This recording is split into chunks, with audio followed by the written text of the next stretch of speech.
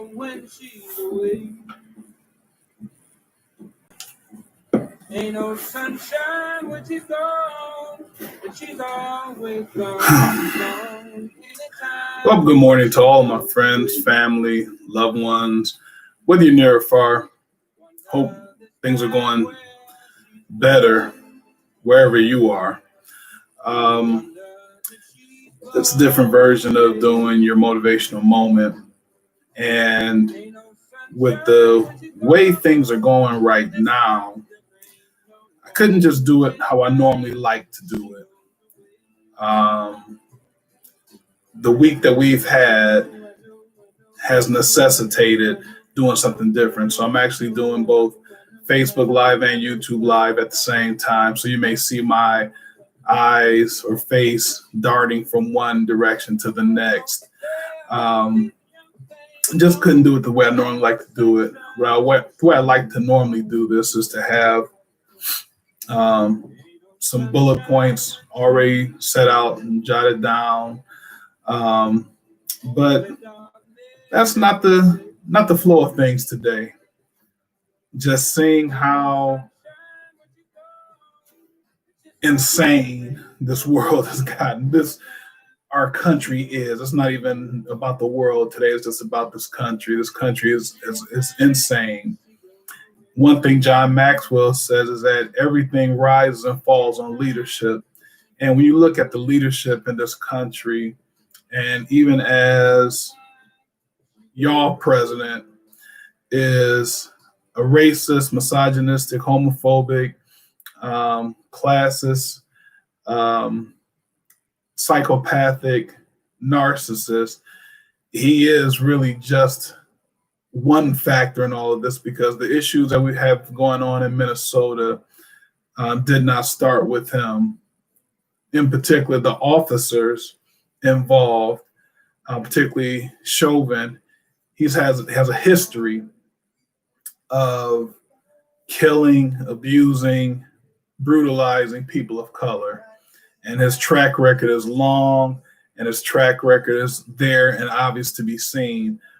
How he even has his freedom as of today is something that needs to be examined. And some people are trying to say that, well, for folks to quote unquote riot and loot is not the way. Well, what do you expect people to do if after decades and year after year you see people in your neighborhood, in your community, be brutalized, be attacked, be killed even, and no justice ever gotten? We're only talking a couple years ago from Philando Castile in Minnesota, where the one officer stopped him and he told him, "I do have a weapon. It's in my glove box." And he didn't make a move for it, yet he was shot and killed. And the officer, of course, was found to not have been negligent and to be one who was following the proper procedures, which lets me know that it's okay to kill a black man if you're in blue. Doesn't matter what happens, because you can look at Sean Bell, you can look at Brother Diallo, Michael Brown, Rodney King, Nallis Green. Doesn't even matter. We can do just what they say and be killed. We cannot do what they say and be killed, like Laquan McDonald. It doesn't even matter. To always know that if I'm wearing a badge, I can do whatever I want to, gives them an unmitigated, unfettered license to hunt us. You know, my son texted me last night, and we were actually talking about things like him getting a driver's license and sports and things like that. And as we discussed the situation, he said, "I pray I never get into an involvement with police." And that totally hurt. And I told him, I said, "I pray for you too, that never happens." I've been stopped by police before, multiple occasions, sometimes for nothing. Sometimes I may have been speeding. Um, One time didn't even I know I didn't have accurate tags on my car. So I'm not saying that everything I've ever done has been squeaky clean and I didn't do anything wrong. As you can see, I obviously never ended in arrest, being brutalized, being assaulted, obviously not being killed. But I do know the absolute grip of terror that apprehends your entire being when you see those lights flick. Heck, sometimes when you just see the car pull up behind you while you're driving on the highway or on the streets. And so it's just something where you say a short prayer or an out loud prayer, and you just hope that there'll be another instance that you'll be able to walk away. It's not the case for a lot of my brothers. Not the case for a lot of my sisters, unfortunately. Look at Brianna Brown. She's actually just sitting in her home, her apartment.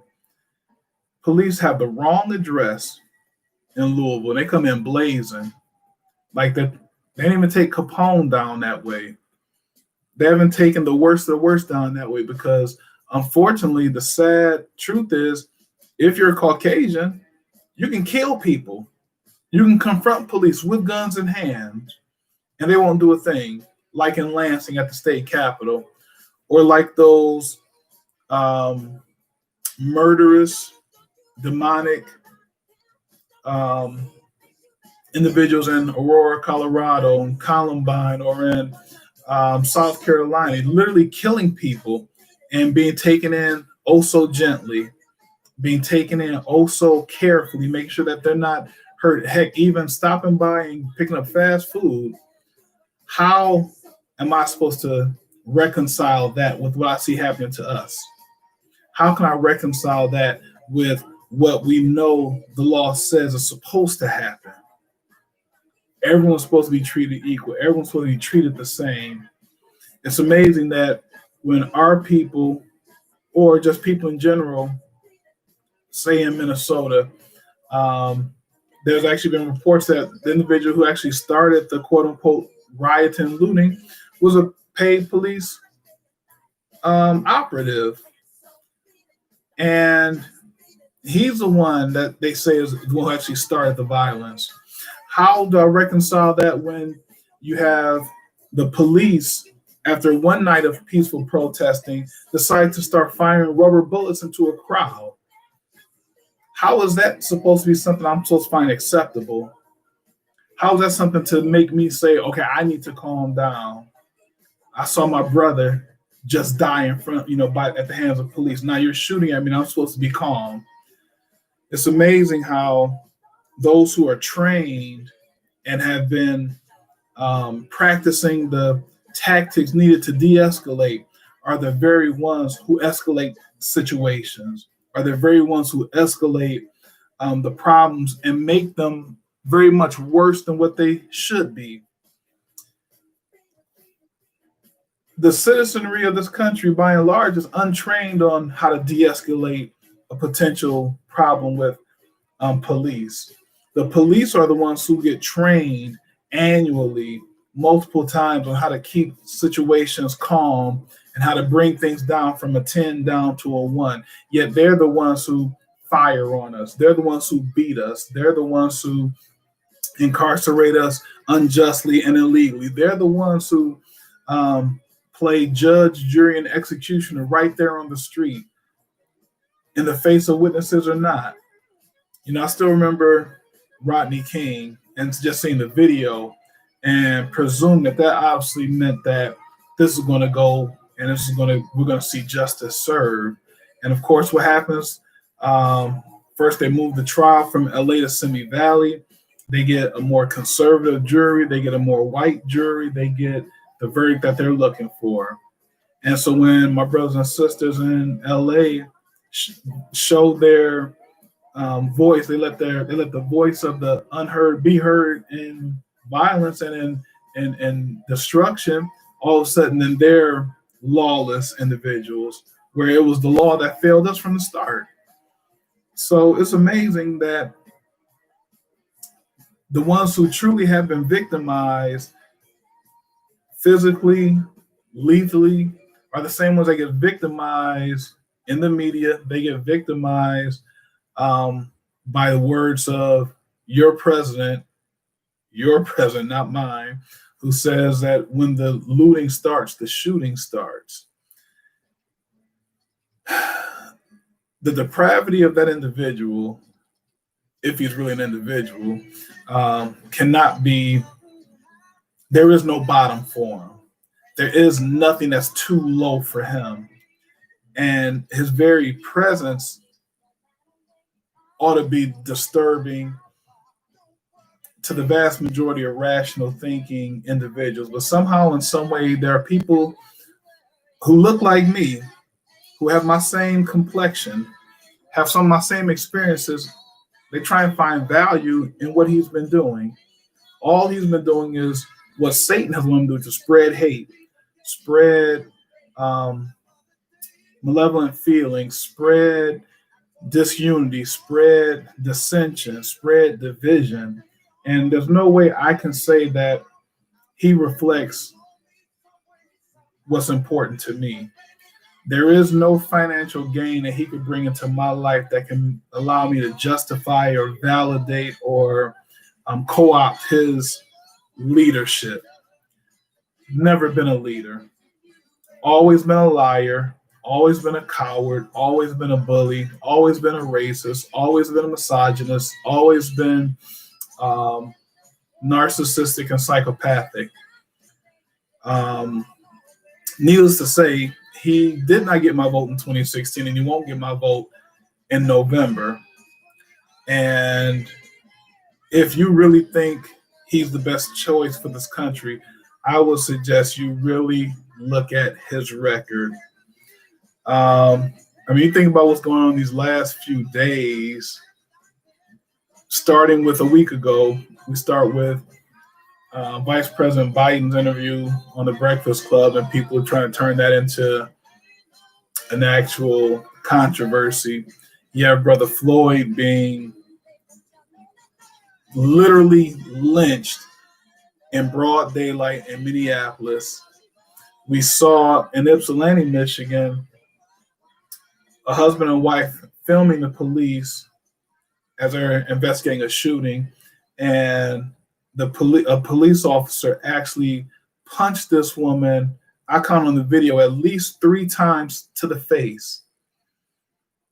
And you have to wonder, when is enough enough? When is the tipping point been reached? And as you see by the responses of the people in Columbus, New York, Louisville, Los Angeles, Minneapolis, Ann Arbor, the tipping point is rapidly approaching. I had just in talking with one of my friends who's a good brother, he's a good preacher, Reverend Martez Turner. I started saying, and something just hit me, that America's reaching a point where we either need a revival or a revolution. We truly need a revival first and foremost. That's why you see this cross behind me.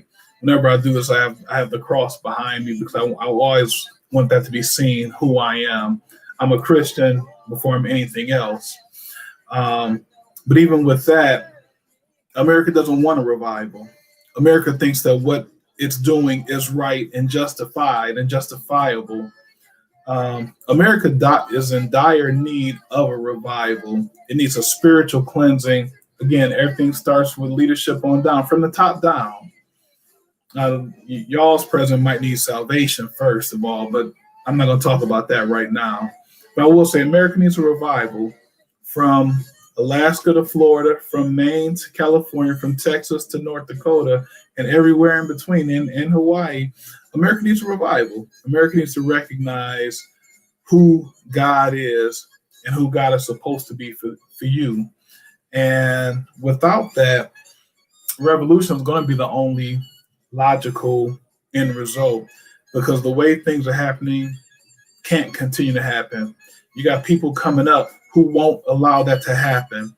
And it makes me very trepidatious about the ground that this country is on, because y'all president has done everything he can to strip, take away, break down this democratic republic.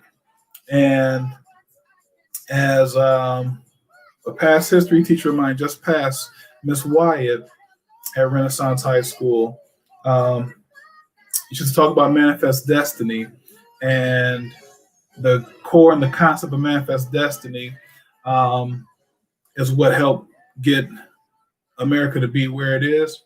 But I don't think that's going to be able to continue to stand in this fashion based on the way and the path that it's going down.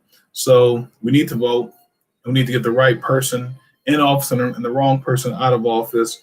But then also, more importantly, we all need to get in contact with our Lord and Savior, Jesus Christ. So I'm going to end it here. Like I said, it was a different way of doing it. Didn't have my notes like I usually like to have. Didn't have my topics like I like to have. But the events of this past week, particularly this week in particular, has necessitated doing things a little bit differently. So again, my friends, my family, my loved ones, my associates, I love you all. I hope you're doing well. Hope you're staying safe. We got this virus. We got killer hornets. We've got continued police violence against us. Stay strong, people. We can make it. We're going to make it. God is going to see us through this. But things are rough right now. But you can do, and you can do all things through Jesus Christ, because he will strengthen you. I love you. Hope you have a great day. This is Raymond Sells with your motivational moment.